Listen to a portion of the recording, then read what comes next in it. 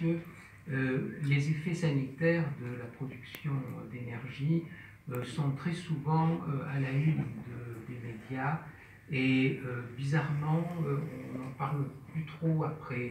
J'ai constaté d'ailleurs que dans cette enceinte il y avait peu de personnes qui soient des professionnels de ce domaine.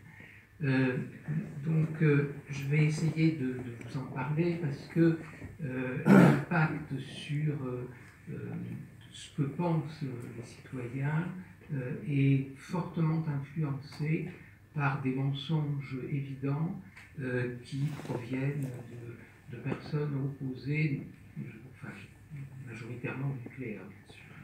Voilà, donc je vais essayer de rester factuel et je n'ai pas un temps considérable, mais de montrer que dans un certain cas, il vaut mieux aller aux données de base.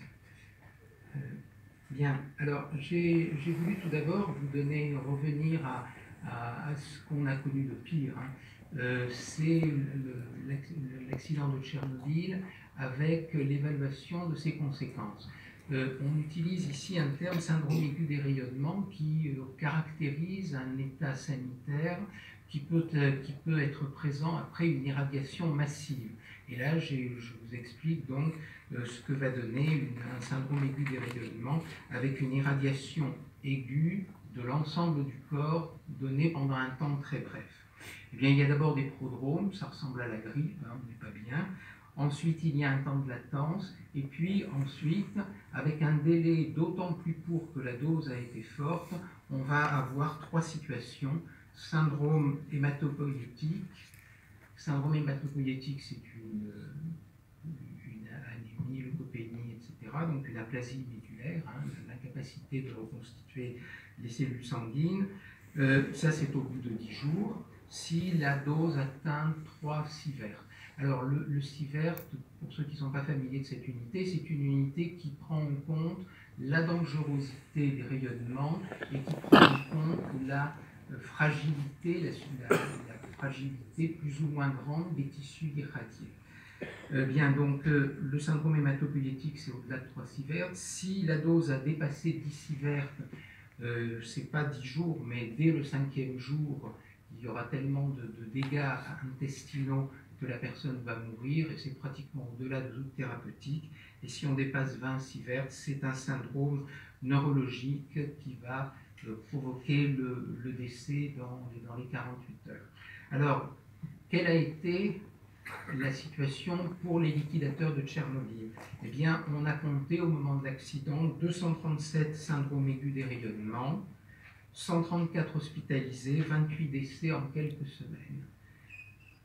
Quand on regarde la situation 20 ans plus tard, les 237 syndromes aigus des rayonnements ont été suivis pendant cette durée et on a dû à déplorer 33 décès supplémentaires, dont 11 par cancer.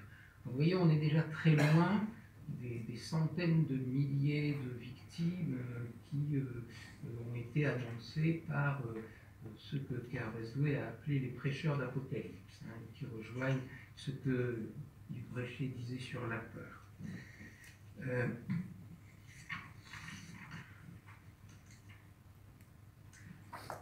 Un autre contexte qui est très très porteur du point de vue je dirais, de la tromperie, c'est le cas de l'embryon et du fœtus. On note effectivement, quand il y a une irradiation pendant la grossesse, on note le fait de malformations non héréditaires. Ces malformations non héréditaires sont des mécanismes à seuil, c'est-à-dire qu'on ne les voit jamais au-dessous d'une dose qui est de 100 à 200 mg sur le fœtus, avec un risque maximal au 9e jour de la grossesse et pendant la 9e semaine. À quoi il faut ajouter évidemment les malformations spontanées qui sont malheureusement le cas de 3% des grossesses habituelles. Voilà, alors ces malformations non héréditaires, il y en a eu après Tchernobyl, elles ont été très réduites parce que la plupart des personnes du grand public qui ont été concernées avaient reçu des doses qui étaient largement inférieures à 100-200 mg. Les malformations héréditaires, elles, qui sont évidemment encore plus à craindre, eh bien ces malformations héréditaires, elles existent chez la souris et chez la drosophile et chez d'autres animaux, mais elle n'a jamais été observée dans l'espèce humaine. Donc on n'est pas sûr que ça existe, et si ça existe, ça doit être quelque chose d'extrêmement rare et qui n'a jamais été vu ni parmi les personnes exposées à Tchernobyl, ni après Hiroshima, Nagasaki, enfin chez les descendants, enfin les personnes qui ont été irradiées au moment des bombardements. Le retard mental est une conséquence aussi de l'exposition in utero, et avec un seuil de 100 à 200 mg, on note un retard mental qui peut être important. Quand vous avez 1 gré à l'encéphale du fœtus, c'est 30 points de QI en moins. Alors, un autre élément maintenant, c'est les effets aléatoires après Tchernobyl.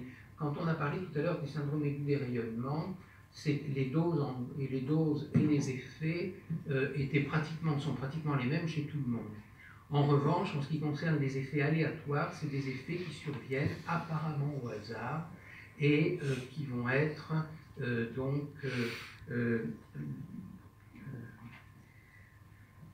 tout d'abord les cancers de la thyroïde. Il y a eu environ 7000 cancers de la thyroïde qui ont touché des enfants qui avaient très majoritairement et quasi exclusivement moins de 10 ans et a fortiori moins de 18 ans. Les doses moyennes à la thyroïde des enfants qui ont eu ces cancers radio-induits étaient de l'ordre de 500 mg. Et donc on a pu voir chez ces personnes, dans des pays où il y avait en Bélarus ou en Ukraine, dans des pays où il y avait finalement très peu de cancers, c'était 6-7 cas par an, eh bien on a vu une envolée avec un pic qui a à peu près un peu plus de 100 personnes dans l'année, et actuellement ce pic commence à redescendre. On a à déplorer parmi ces cancers de la thyroïde 20 décès. C'est dramatique, hein, c'est extrêmement dur, douloureux, mais ce n'est pas les 10 000 ou 100 000 décès dont on a parlé dans certains médias. Ça n'a pas été observé chez l'adulte. D'ailleurs, le cancer radio-induit de l'adulte, de la thyroïde de l'adulte, est extrêmement rare. Hein. Les cancers radio-induits sont toujours des cancers de petits enfants. Il n'y a eu ni leucémie ni autre cancer en excès et pas d'excès d'autres pathologies. Ça, c'est le bilan qui a été fait par l'UNSCER en 2011. Actuellement, la recherche et développement dans ce domaine-là concerne notamment la recherche d'une signature moléculaire des cancers radio-induits qu'on ne possède pas. C'est-à-dire on n'est pas capable sur le génome ou sur ces modifications de dire telle lésion vient d'une irradiation.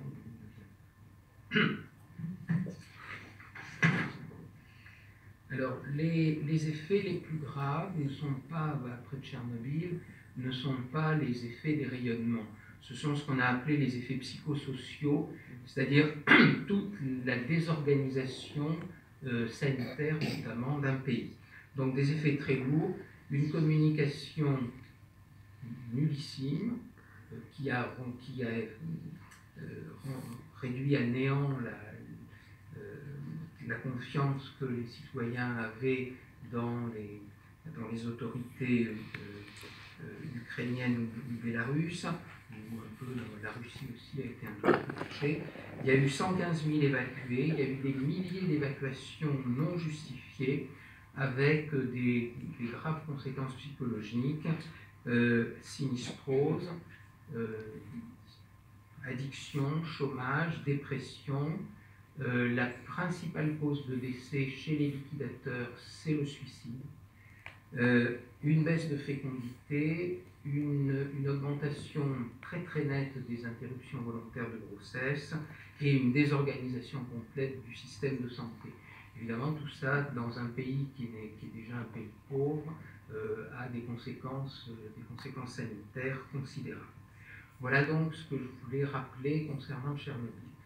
Alors maintenant, quelques mots sur Fukushima. La population a été très peu irradiée pour des raisons qui sont d'abord qui tiennent à la célérité avec laquelle les Japonais ont évacué les zones qui étaient contaminées, deuxièmement, les vents qui ont soufflé vers le Pacifique essentiellement, et simplement pendant 48 heures ont soufflé vers l'intérieur des terres. Donc c'est les intervenants, les gens qui sont allés dans la centrale avec des lampes de poche pour essayer d'évacuer les dégâts et de les contenir. Eh bien, il y a à peu près une centaine de personnes dont la dose a dépassé le seuil des 100 millisieverts. 100 millisieverts étant la dose à partir de laquelle on voit apparaître des cancers radio-induits. L'incidence du cancer radio-induit, c'est 4% par sievert. Et si on utilise, bien que ce ne soit pas conseillé, parce que ça maximise considérablement le risque sans nécessité, hein, si on utilise une relation linéaire sans seuil entre la dose et le risque, eh bien, avec un seuil de 50 millisieverts pour être un petit peu tranquille, eh bien, on aurait à ce moment-là 2 cancers parmi les intervenants de Fukushima. Il y a eu des décès, hein, c'est vrai, mais c'était des décès de gens qui ont été emportés par le raz-de-marée, ou des décès de gens qui sont d'une personne qui est tombée d'un échafaudage et un autre qui a eu une crise cardiaque. Donc, ce n'était pas les rayonnements ionisants qui étaient en cause. Alors, les effets psychosociaux, on n'est plus du tout dans le contexte de Tchernobyl. Tchernobyl, c'est vraiment un accident terrible dans un pays du tiers-monde. Là, Fukushima, on est dans la 3e puissance économique du monde. Contexte dramatique, 28 000 morts ou disparus du fait du raz-de-marée. Alors, ce qui est terrible, ce qui est extraordinaire, c'est quand même que ces morts, on en a parlé dans la presse, et puis après, pratiquement plus du tout. On s'est intéressé qu'à ceux qui pourraient avoir un cancer. Alors, c'est donc 2 d'un côté, 23 000 de l'autre, ça fait quand même une différence. Il y a eu des zones dévastées, des habitations détruites, 100 000 évacués du fait de l'accident nucléaire, un système de santé désorganisé, 500 km² à décontaminer, communication médiocre, pas aussi nulle qu'à Tchernobyl, mais disons médiocre, une mise en place épidémiologique et surtout quelque chose d'important qu'a fait la Commission internationale de protection contre les rayonnements, la CIPR, c'est de recommander de ne pas évacuer si on n'atteignait pas 20 millisieverts dans l'année. Pourquoi? Parce que les dégâts psychologiques, les dégâts d'addiction, etc., font beaucoup plus de mal que ne pouvaient en faire les 20 millisieverts en question. Voilà donc un petit peu quelques exemples d'exagération par rapport à ce qui a été lu dans la presse, raconté à la télévision, etc. Alors, ne pas oublier l'essentiel, on connaît les effets des rayonnements ionisants depuis un siècle.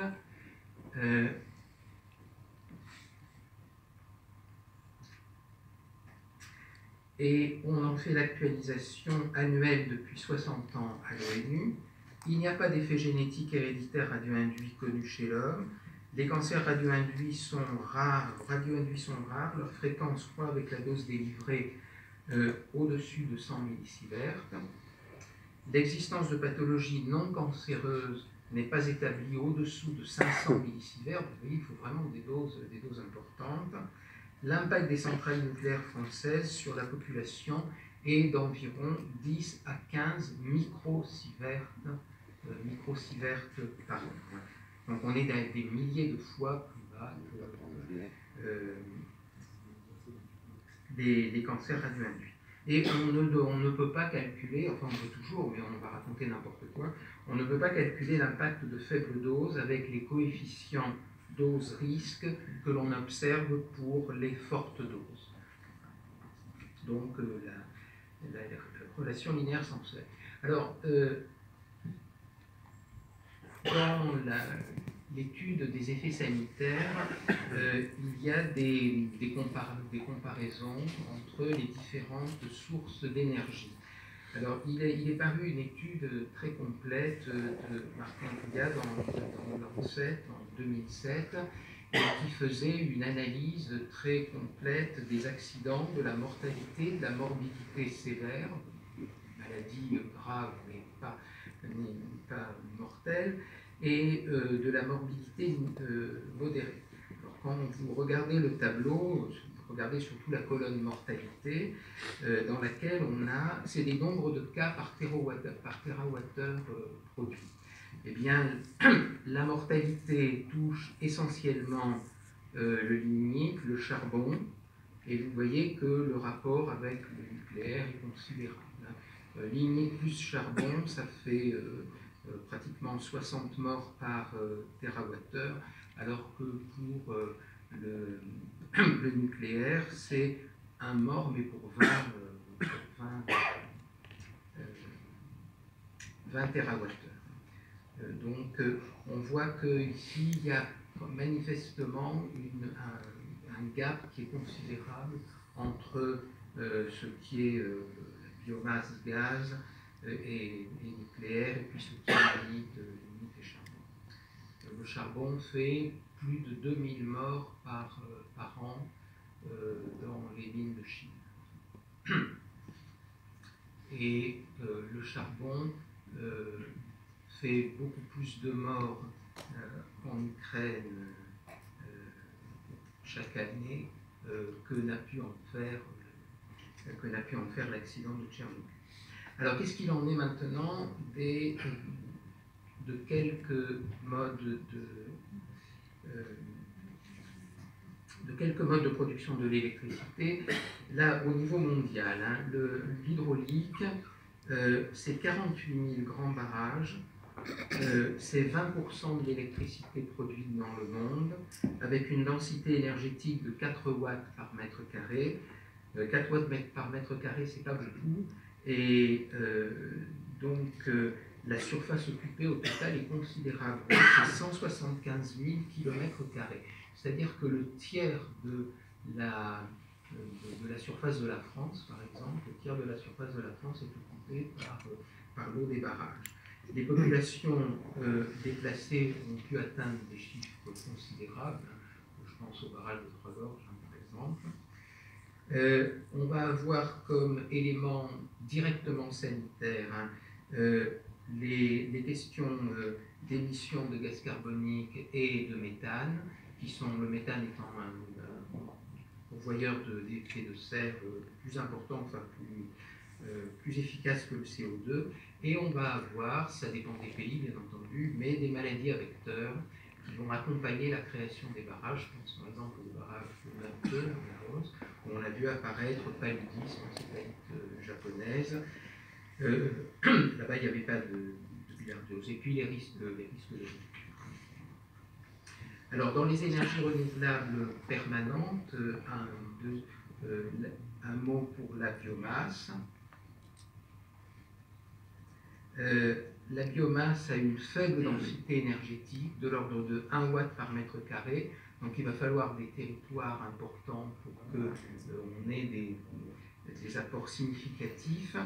Et il y a une compétition avec les cultures alimentaires, alors qui touche peut-être pas à l'économie très riche, mais qui va être très significatif sur des pays pauvres. En ce qui concerne les hydroliennes, bon, on n'a pas beaucoup de recul. On sait que c'est pas dramatique pour les poissons. Il y a des possibilités en France qui apparaissent petit à petit. Sur les énergies renouvelables intermittentes, les problèmes, bon, vous le savez, c'est la disponibilité, la prévisibilité, la stabilité des réseaux et le risque de blackout. Le risque de blackout, si c'est un blackout qui se prolonge, il peut avoir des conséquences dramatiques, des conséquences sanitaires dramatiques. D'abord, des gens coincés dans l'ascenseur, des choses comme ça. Il y a des personnes qui sont à risque vital s'ils n'ont pas de fourniture d'électricité, par exemple respirateurs artificiels, etc. Et le blackout peut s'étendre dans la durée, remettre les choses en route si c'est un blackout très localisé, et c'est faisable, c'est pas extrêmement compliqué. Quand il s'agit d'un pays comme la France a connu un blackout, ça commence à être beaucoup plus difficile. Et quand il s'agit de la plaque européenne, là on ne sait pas faire. Donc il y a intérêt à ce qu'il n'y ait pas de blackout, et il faut avoir un système de production d'énergie qui permette de corriger immédiatement des situations comme celle-là. Voilà donc le blackout. Pour les éoliennes, c'est le bruit, les accidents qui sont rares, hein, l'acceptabilité et la densité énergétique. Bon, l'énergie solaire, je n'en dirai pas plus. Et enfin, le dernier élément d'effet sanitaire, c'est la précarité énergétique. C'est-à-dire, le pire, en fait, pour l'énergie, c'est d'en manquer. Ça conditionne notre vie, ça conditionne la chaîne du froid, ça conditionne des tas de sources d'ennuis sanitaires graves. Et la précarité énergétique, vous voyez que ce n'est pas quelque chose d'anodin ou d'anecdotique, hein, c'est 2 à 3 millions de ménages en France qui dépensent plus de 10% de leurs revenus pour chauffer le logement. Donc le logement est mal chauffé, le logement va être humide, les moisissures, l'asthme, etc., etc. Et on voit des personnes en difficulté ou aux revenus modestes avec des impayés qui s'accumulent, etc. La surmortalité hivernale due à la précarité énergétique a été évaluée dans différents pays, vous voyez, Arménie, Bulgarie, Lituanie, Angleterre, Pologne, et on est quand même étonné de voir en Angleterre, qui est un pays développé et riche, hein, 40 000 excès de décès dus à la précarité énergétique. Voilà. Je vous remercie de votre attention.